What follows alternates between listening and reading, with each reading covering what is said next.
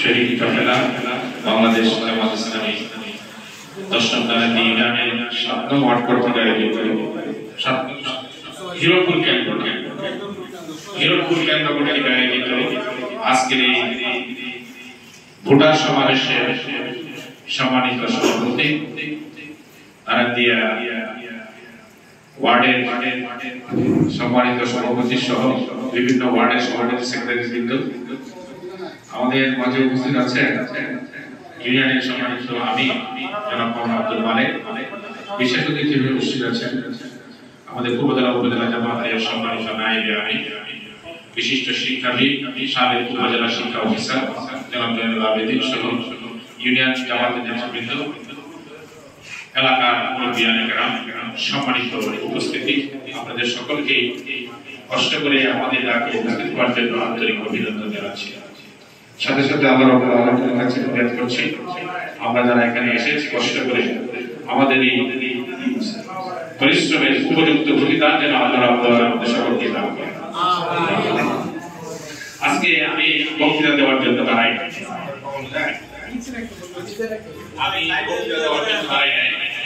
আজকে আমরা কমিটি গ্রাম কমিটি, যুব কমিটি, এখানে এই কেন্দ্রে 3টা গ্রাম নারায়ণদিয়া,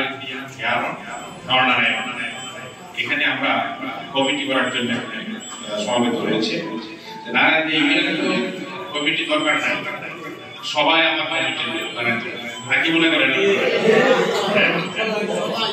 সবাই নারায়ণদিয়া গ্রামে সবাই আমার কমিটি, যত লোক আছে সবাই প্রয়োজন মনে করি। আর শৃঙ্খলার জন্য আমরা একটা সিদ্ধান্ত নিয়ে নিয়েছি যে আমাদের একটা শৃঙ্খলা তো দরকার আছে, সভাপতি থাকা দরকার। এই জন্য আমরা আগে সিদ্ধান্ত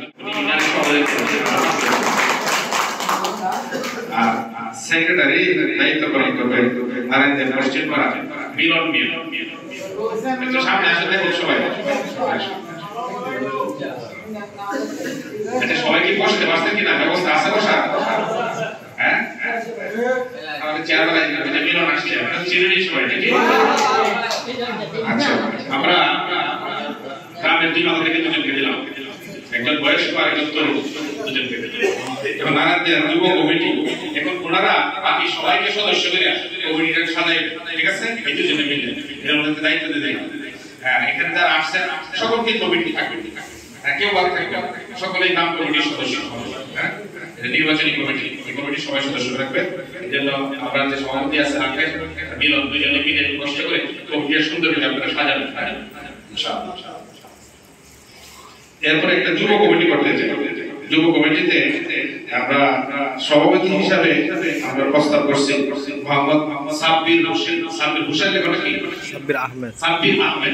সাব্বির আহমেদ হলো যুব কমিটির সভাপতির দায়িত্ব পালন করবেন। আপনারা কি মনে করেন? আলহামদুলিল্লাহ। আচ্ছা, এখন আরেকজন সেক্রেটারি দরকার যুব কমিটির। সাব্বির ছিলেন না আপনারা?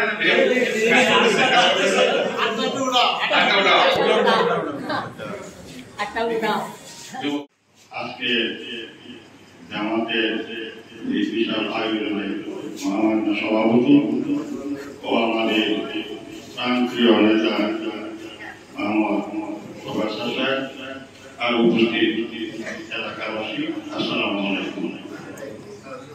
আমরা অত্যন্ত আনন্দের সহিত আমরা গর্বিত একজন সৎ, নিষ্ঠাবান, আদর্শ লোক পেয়েছি। এগুলি আমি মনে করি আমার তরফ থেকে আমরা খুবই গর্বিত। আল্লাহর কাছে মহান আল্লাহ রাব্বুল আলামিনের কাছে লাখো শুকরিয়া যে একজন সৎ লোককে আমরা পেয়েছি। আমরা দল বল নির্বিশেষে আমাদের কাম্য একটাই, আমরা একটা ভালো সমাজ চাই, একজন ভালো লোক চাই, এটাই আমাদের কাম্য। আমরা কি বলে এটাই আমাদের। আর একটু কথা আমি বলতে চাই, এখন বর্তমান যে অবস্থা আমরা মনে করেন অনেক কিছু দেখেছি। আওয়ামী লীগ, বিএনপি,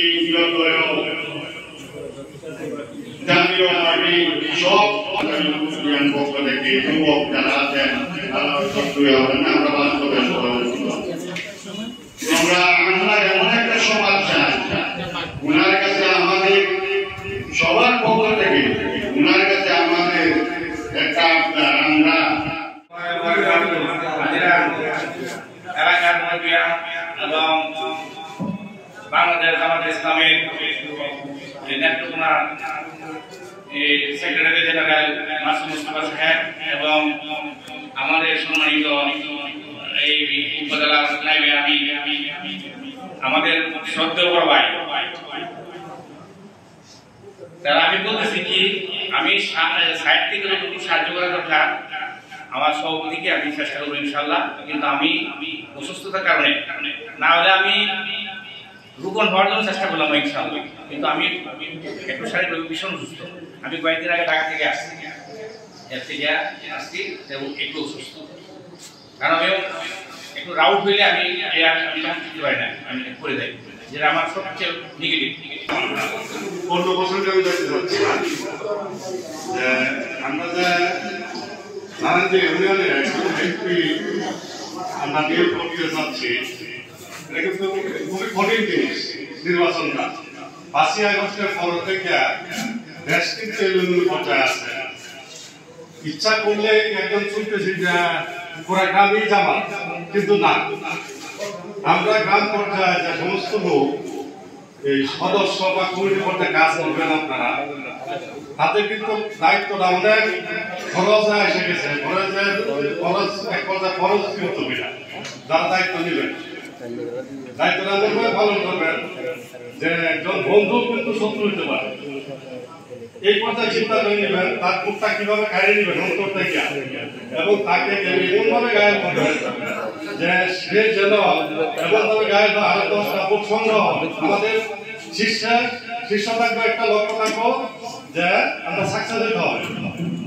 এটা কিন্তু খুব গুরুত্বপূর্ণ কথা।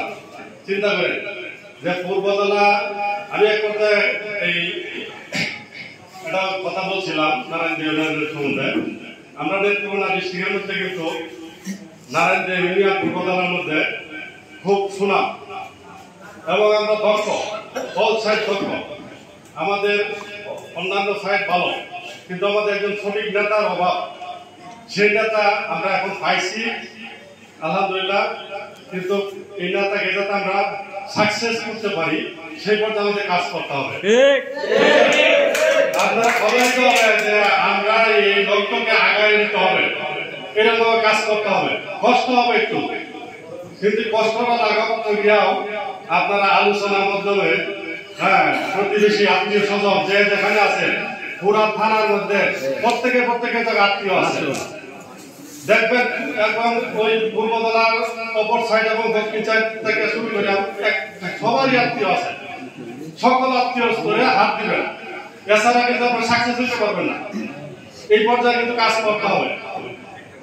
আশা করি ইনশাআল্লাহ সাকসেস হয়ে যাব।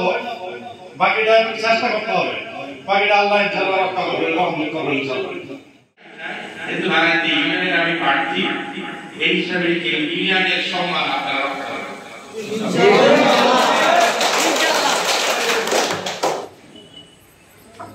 দ্বিতীয় কথা হলো আমি একটা রাজনীতির একটা পরিবর্তন আনতে চাই, পরিবর্তন আনতে চাই। পরিবর্তন কি জানেন, আমাদের দেশে রাজনীতির চর্চা হয়ে আসছে কতদিন যাবত যে সরকারি দল আর বিরোধী দল। সরকারি দলের কাজ হলো বিরোধী দলের নেতা কর্মীরা হয়রানি করা। এটা আমাদের দেশে চলে এসেছে এইরকম গণতান্ত্রিক রাষ্ট্র পৃথিবীতে অনেক আছে, সেখানে সরকারি দল আছে, বিরোধী দল আছে। যেমন আমেরিকা, ইংল্যান্ড, ফ্রান্স, জার্মান, আমাদের ইন্ডিয়া একবার ইউরোপ ক্ষমতায় যায়, একটা বিরোধী ক্ষমতায়। এই যে আমেরিকাতে সরকার দল আছে, জো বাইডেন ছিল গেছে, আর ট্রাম্প আছে। আর জো বাইডেনের সম্পদ কি দল গেছে না, একজন এই পরিবেশটা আমাদের দেশে অবস্থিত নাই। আজকে এই দল থাকবে, কালকে ওই দল থাকবে। যদি আমার দল ক্ষমতায় গেলে তারা আমার বিরুদ্ধে পরাজয় হয়েছে, তাদেরকে একেবারে সদ্য গোষ্ঠী জেলে ঢুকাই দিতে হবে, ব্যবসা বাণিজ্য বন্ধ করে দিতে হবে, তাদের কাছে সাদাবাজি করা লাগবে, তাদের আমাদেরকে হুমকি দুমকি দেওয়া লাগতো, এই যে রাজনীতির রাজা, এইটা আমি বলতে দিচ্ছি।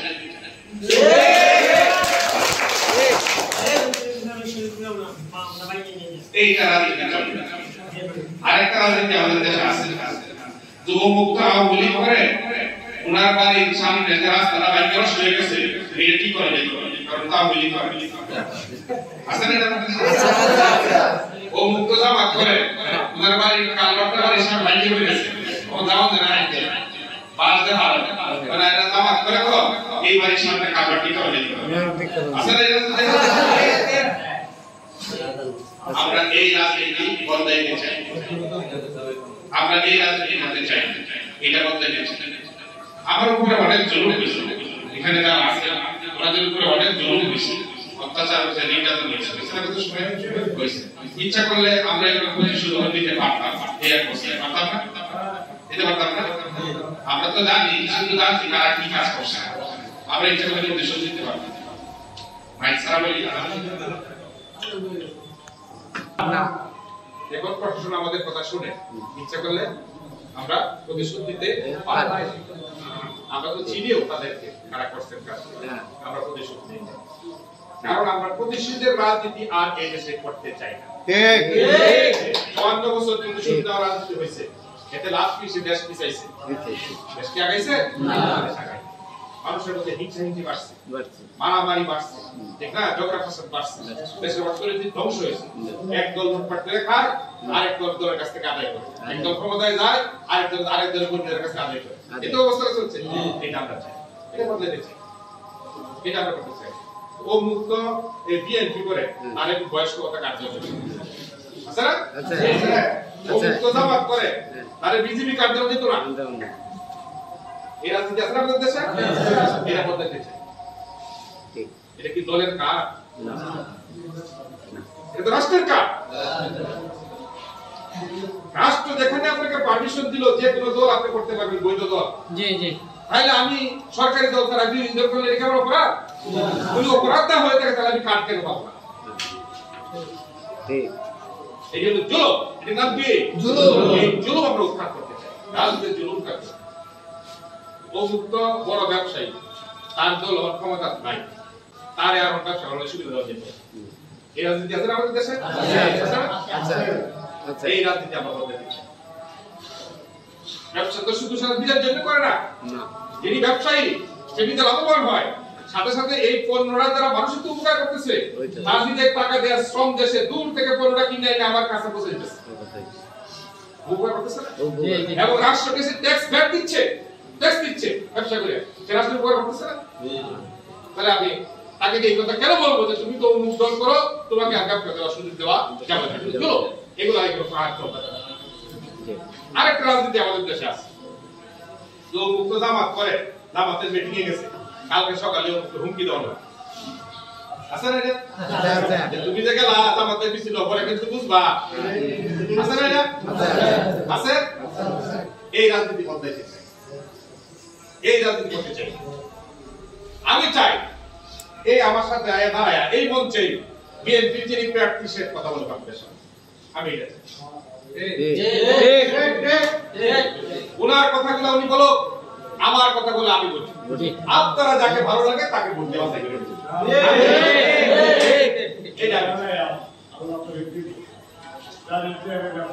আর যদি নেতারা একজনের চাই আরেকজন দেখতে পারে না, তার কারণে তো মারামারি হয়, সংঘাত হয়, সংঘর্ষ হয়, মিথ্যা মামলা হয় নাকি? যদি দুইজনে মিল থাকে, মহব্বত থাকে, আমরা আমাদের কথা জনগণকে বলবো, আমার কি দলের আদর্শ, আমি কি করতে চাই জনগণের সাথে বলবো। আমার পাশে দাঁড়ায়া ওই দলের লোক সেও বলবে তার কথা, জনগণ সেখানে চয়েস করবে কে কারটা তার পছন্দ, তার যাকে পছন্দ হবে তাকে ভোট দিবে। সর্বশেষ যিনি বেশি ভোট পাবেন তিনি দেশ চালাবেন। আমরা এই সুন্দর হুমকি ধমকি রাজনীতি আমরা করতে চাই। আমি আপনাদেরকে বলে দিব এবং আমাদের জামাতের নেতা কর্মী যারা আছে সবাইকে বলে দিলাম, আপনারা অন্য দলের পুরো নেতা কর্মী হুমকি দিবেন না, নিষেধ করে দিলাম। অন্য রাজনীতি দেয় তাও দিবেন না, হুমকি রাজনীতি আমরা করতে চাই। তাদের কোন রাজনৈতিক কর্মকাণ্ডে বাধা দিবেন না, এটাই বলে দিলাম। দরকার নেই কে এমপি হবে এটা কি নতুন করে আল্লাহ লিখবেন না আগে লিখছে? তাহলে আপনার সাথে আমার সম্পর্কটা কেন নষ্ট করব? তবে আমরা জানি না কে হবে, এই জন্য আমরা চেষ্টা করি। কেউ তো জানে না, এই জন্য আমরা সবাই মিলে চেষ্টা করি। তারা চেষ্টা করতে, আমরা চেষ্টা করি। তো হুমকি দুঃখী কেন, ভালো থাকে না, এই রাজনীতি আমরা করি। আমি আপনাদের কাছে আরেকটা ওয়াদা করে যাই, আল্লাহ যদি আমাকে বিজয়ী করেন আপনাদের সহযোগিতায়, তাহলে তো আরেকজন ফেল করবে। যিনি ফেল করবেন প্রার্থী, তার যত ভালো ভালো প্রতিশ্রুতি জনগণকে উনি দিয়েছেন, সেই প্রতিশ্রুতিগুলো আমি ওনাকে সাথে বাস্তবায়ন করার চেষ্টা করব। বুঝতে পারছেন? আমার কিন্তু আমি চেষ্টা করবো আমার প্রতিশ্রুতি, যিনি পরাজিত হয়েছেন, ফেল করছেন ভোটে, উনার যে ভালো প্রতিশ্রুতি জনগণকে দিয়েছেন, উনাকে সাথে নিয়ে আমি সেই প্রতিশ্রুতি বাস্তবায়ন করার জন্য চেষ্টা করবো ইনশাআল্লাহ। আমরা এই রাজনীতি চাই, এটার নাম হলো রাজনৈতিক সম্প্রীতি। এটার নাম কি?